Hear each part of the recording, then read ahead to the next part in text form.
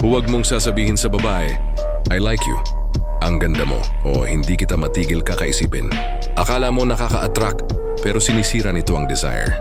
Bago ko ituloy, comment mo muna Forbidden Mind para hindi ito mawala sa feed mo.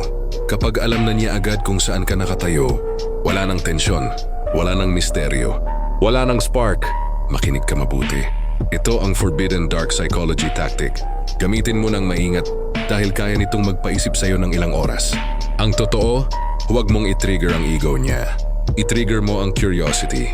Mas malakas ang curiosity kaysa papuri. Gumagawa ito ng unfinished story sa utak. Ito ano yung ipapadala mo. May something sa'yo na hindi ko pa ma-figure out. Hindi yan compliment. Hindi yan confession. Puzzle yan. At ang isip ng tao, hindi kayang balewalain ang puzzle tungkol sa sarili niya. Kapag tinanong ka niya, anong ibig mong sabihin? Sumagot ka ng kalmado. Parang may isang bagay sa'yo na gusto ko talaga. Pero may isa ring parang red flag. Today yung kombinasyon na yun, hinihila ako. Boom! Nakagawa ka ng psychological tension. Ang pinaka-adiktibong emosyon sa attraction. Hindi ka needy. Hindi ka predictable. Iba ka. At ang iba, hindi ini-ignore, ina-obsess.